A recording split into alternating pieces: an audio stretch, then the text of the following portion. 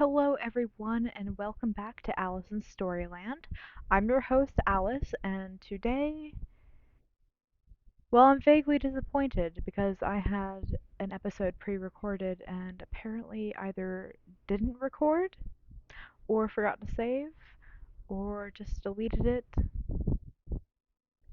Anyway, I'm highly upset, but it's fine because I get to spend another day with you. So today is the book that started this entire thing.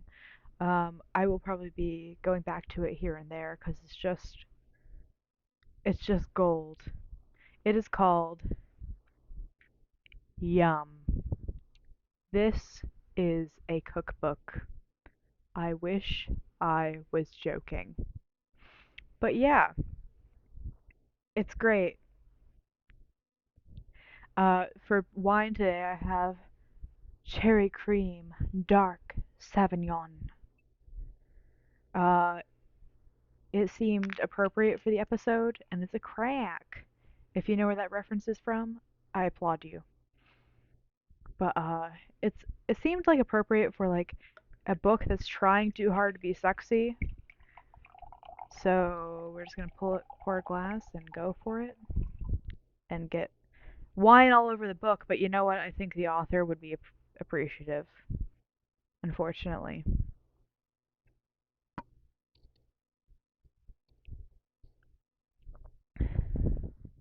So let's get into it. Yum. Flavor Raider. It was the slippery, silky, mother's nighty feel of it that got me at first. A reassuring and arousing smoothness of impossible, luxurious proportions.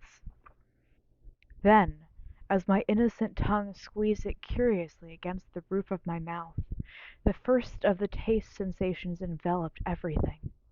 It was soft sweetness that oozed like the creamy filling of a rich chocolate truffle. Suddenly, out of nowhere, came a salty tidal wave, washing away all other sensations, as if they were so many grains of sand. Once it had crashed upon my consciousness, it too fell away, leaving something in my mouth that tasted the way a barbecue smells, all sweet and spirity and smoky. I was 6 years old, and I had just tasted my first smoked oyster. My life as a flavor raider had begun. Just as some people are powered through life by full throttle sex drive and others are catapulted through it by an unquenchable thirst for knowledge, I have tended to lead with my stomach. The highest mountains the highest mountains have already been climbed, and are now littered with diet soft drink cans. The great rivers have all been charted, the lost tribes have all been found, and the great wild animals have either been herded into parks and zoos or simply driven off the face of the earth. But new, delicious, wonderful flavors are everywhere, just waiting to titillate any one of the several thousand taste buds that populate the upper surface of the human tongue. Every one of these extremely small food-loving critters is made up of tiny sensory cells. I'm gonna be honest, he lost me at sensory critters or food-loving critters. He lost me. Which in turn contain around 50 nerve fibers that transmit electrical impulses via the nerves to the brain. Children, of course, have many more taste buds than adults. Our supply of taste buds tends to drop off dramatically around middle age. I couldn't have known this way back then, yet somehow I was gripped by a feeling of urgency and a sense of panic. There were so many flavors in so little time. Shortly after my culinary epiphany came the most sorry, came the singularly came the most shocking flavor I have ever encountered in my entire life. My first black olive. Nothing in my entire life had prepared me for it. After all, it looked just like a dark, ripe cherry, all sweetness and innocence. Then kapow! Like a machete-wielding guerrilla, it slashed and burned its way through my mouth, raping and pillaging the trusting taste buds with an almost obscene force. Dude, a black olive? A black olive. When the acrid, acidic afterburn, okay, I could understand if it was like a green olive with a pepper in it. But a black olive? When the acrid, acidic afterburn wore off, a wondrous thing happened. I wanted another one. And so it went. My first soused mussel was a vinegary, slippery dip. My first prawn was a head-spinning roller coaster of sweetness and salt. My first mango was a fluid, lush merry-go-round. And my first bite of crumbled brains, an entire adventure playground of taste thrills. Who needed virtual reality? I had taste buds instead. As the years passed, the flavors got more complex and even more rewarding.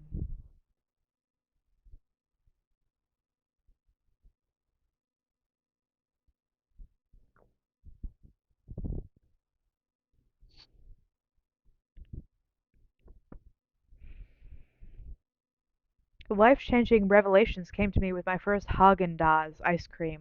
I guarantee you I pronounced that wrong. A creamy snowflake. My first fresh, dank, and earthy white Alba truffle, like breathing in cobwebs.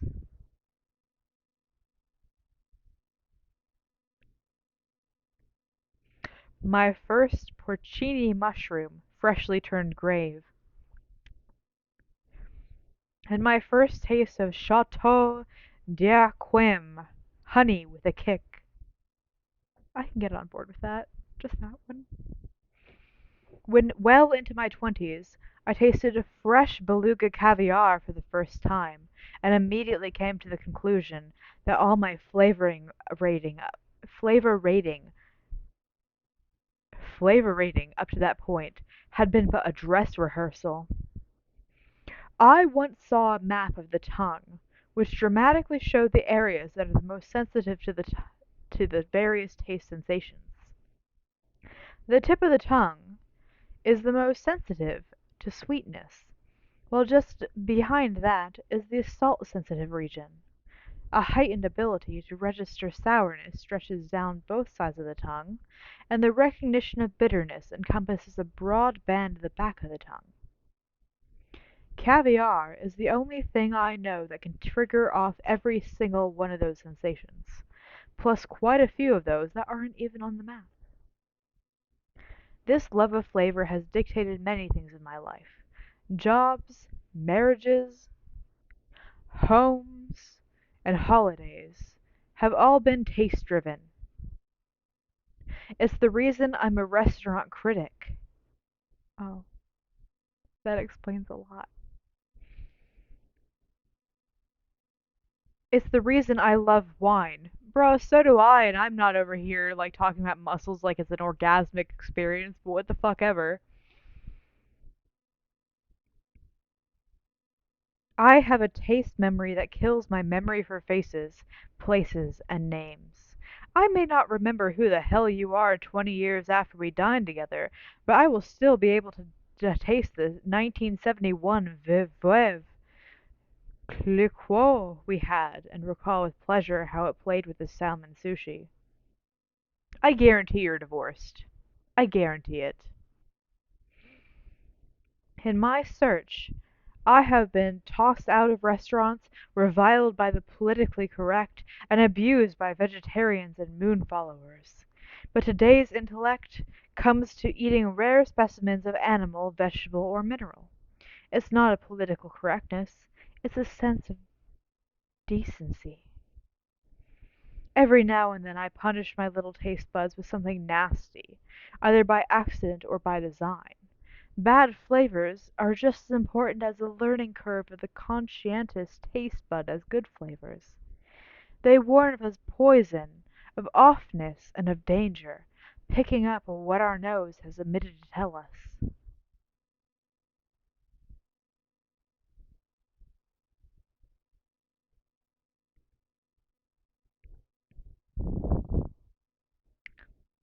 Then there are flavors I crave.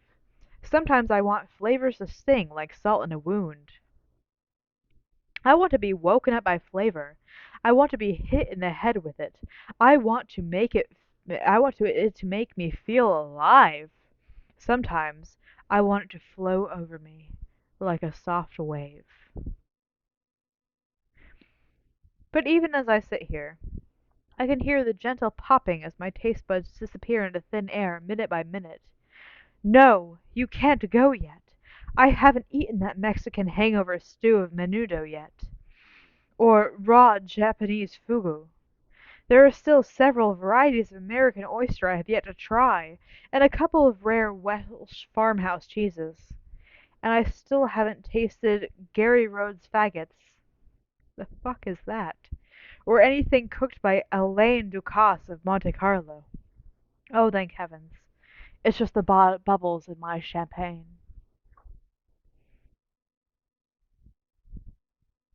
Every once in a while, a dish comes along that totally changes the way you look at food. It doesn't have to be particularly fancy or complicated, but in its own way it can provide you with a fascinating insight on the marvelous alchemy that is cooking. These 6 dishes have taught me more about flavors than any cooking dishes. Any any cooking teacher. I wasn't originally going to read the recipes, but I'm not gonna give you the entire recipe. That's not fair to you, and we all have fucking lives. But I will give you the introduction to the recipes because it's a whole nother level. A whole nother level. Also, if you hear my entire house being destroyed behind me, it's the cat. It's fine. I'm definitely gonna pronounce this wrong. Moulet à la marinière.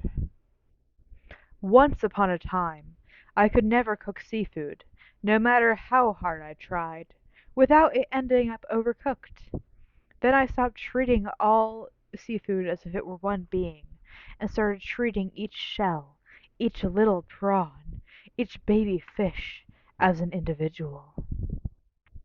This dish, apart from teaching me about timing, is why mussels were created, making the most of their luscious texture. Luscious, sorry.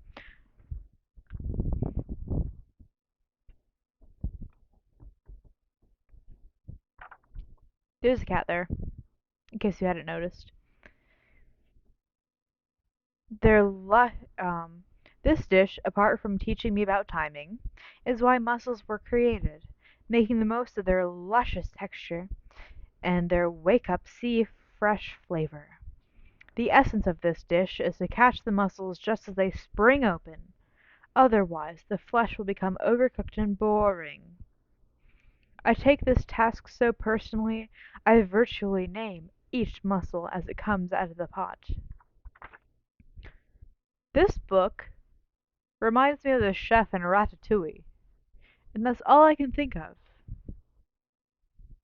Oh, the fegato alla veneziana. What is it about liver and onions? Yeah, what is it about liver and onions? Can't wait to know. Apart, they are two respectable, if unexciting ingredients. Together, they let off fireworks.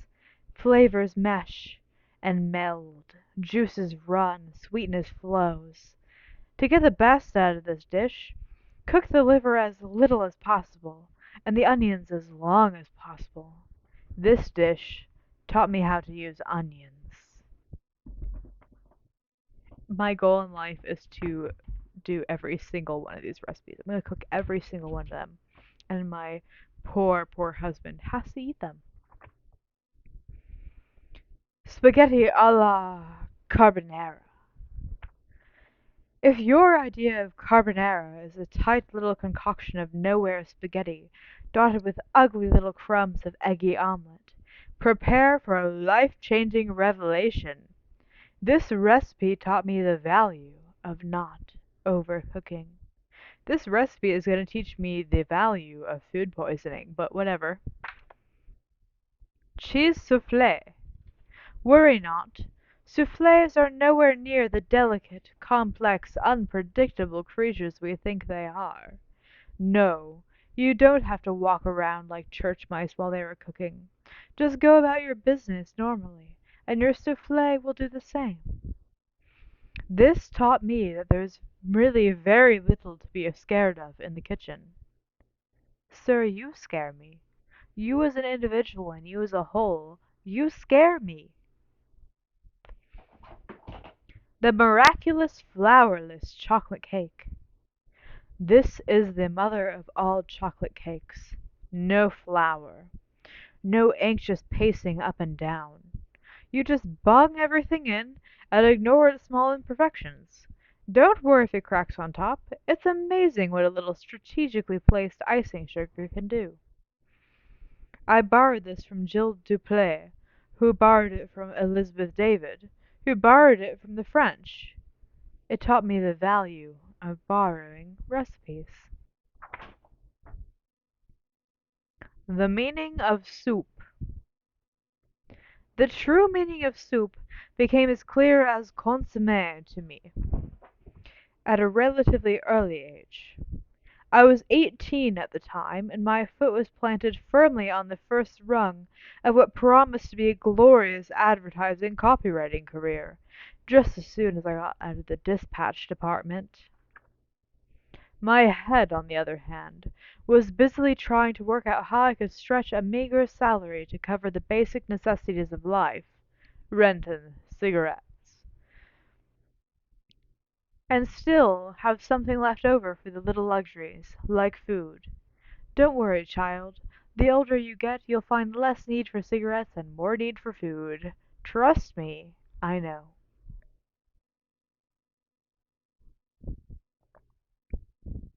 I lived in a boarding house that had been a brothel in a former life, but had been transformed, ironically, into a home for single men. I would see my fellow boarders only at dinner time with my large, bare communal kitchens, with its 4 green enamel kuka stoves, and long scrubbed wooden dining table covered in a sensible, plasticized green and white tablecloth. Well, at least they match. Not that a lot of cooking,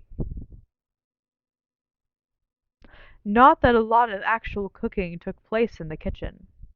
Charlie, the baker, mainly made sandwiches. Kevin, the apprentice plumber, was constantly thawing out frozen pies, and Nick, the mysterious traveling salesman, used the battered Kelvinator Kelvinator fridge merely as a receptacle for beer and ice. Oh, it's my husband. I, too, needed minimum shelf space, having become a master at making a single can of Tom Piper sausages and vegetables last 3 meals, aided and abetted by copious quantities of very cheap rice. The only dedicated cook among us was the landlord, the lean, lanky Hungarian in his mid-70s. That checks out. That checks out. It's always the fuckers in the like mid-70s that do their shit right. In his mid-70s, with bottle brush eyebrows, a permanent stoop, and a gentle gentlemanly manner that permeated everything he did. Kevin told me that the old man had owned his own cafe in Hungary.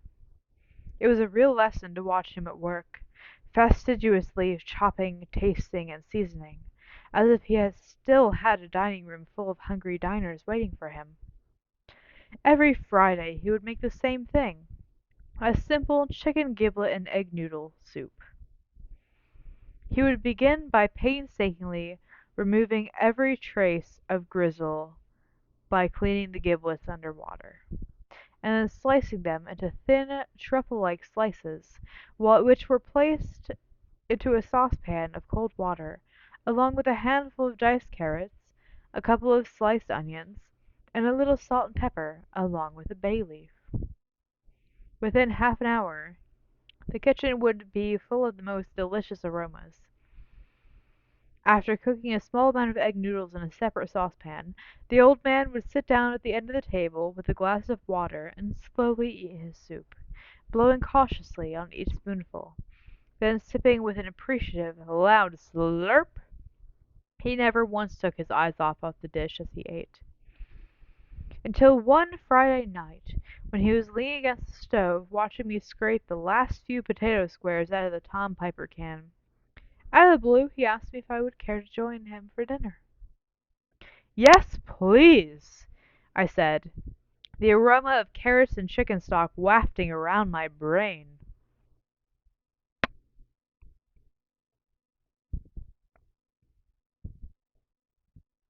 It is good wine, for the record. I forgot to mention at the beginning, it is actually good wine for once.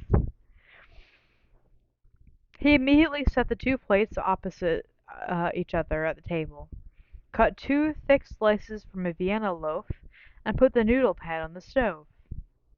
With a rare spring in his step, he ran off down to his room, where he changed out of his grey cardigan into a tweedy, well-cut jacket, and emerged clutching a hip flask of Hennessy brandy and two Vegemite glasses. Ceremoniously he poured a couple of fingers into each glass, and then set down two steaming bowls of soup. We toasted life and each other in good gulps of brandy, and then set about attacking the soup with the bread in the and set about in attacking the soup with the bread in the left hand and spoon in the right. I was instantly bowled over by the purity of the flavor, the bouncy little slices of giblet, and the comforting, familiar feel of the noodles, as accommodating, as relaxed as old friends in the bar. Although we had barely said more than a few words to each other in the 6 months I had been living there. Here we were, suddenly exchanging intimate details of our lives. I asked him about the cafe life in Budapest, and he asked me about the songs he could hear me play on the guitar in my room. Of course he's a guitarist. Why wouldn't he be a guitarist? I told him that the most of them were written by a young man by the name of Robert Zimmerman.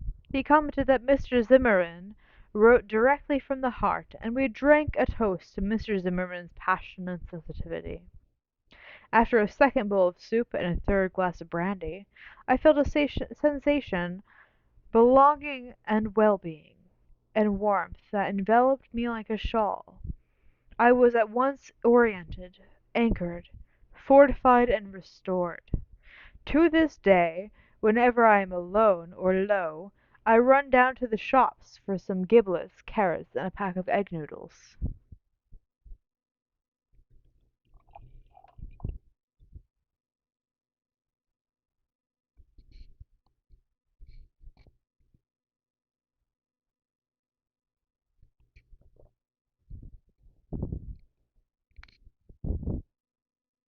Only soup can do that. We could never have crossed the boundaries with age, race, and culture with a lamb chop and sandwich or can of Tom Piper. My landlord's simple soup has grown somewhat as I learned the pleasure of making my own chicken stock, and eventually buying earned money to buy the big pot. Brief intermission. I want to point out that you can make bone broth in an instant pot It takes 2 hours on high and it's just as good. But it is still simple chicken broth strewn with giblets and egg noodles. The taste of love and smells of friendship and settles a gnawing, uneasy, restless feeling somewhere deep down inside. Blonde root soup. I invented this soup one day when the only things I had in my life were a bunch of parsnips, a half of knobbly bulb of celeriac? I'm assuming it's celery. And a tube of chicken stock. Stracciatella. Italians regard this soup in much the same way as I regard my vaguely Hungarian chicken soup. It's the uggy thing that does it. Oh, I'm not going to pronounce this right. Vichyssoise. Vichyssoise is how we're going to pronounce it today. A lot of the people like to serve vichyssoise chilled. That is missing the point entirely. This soup needs warmth to come alive, but doesn't everyone? Celtic Revival lamb and barley soup. This is the sort of Irish and Welsh cum Polish broth that I make to get through the winter. I'm still alive, so it has worked so far. Bruh, I'm still alive and I ain't made this shit, but whatever. That's where we're gonna stop for tonight because it is 26 minutes in and there is still so much more. But I love this book. I'm gonna save it and we're gonna read more later.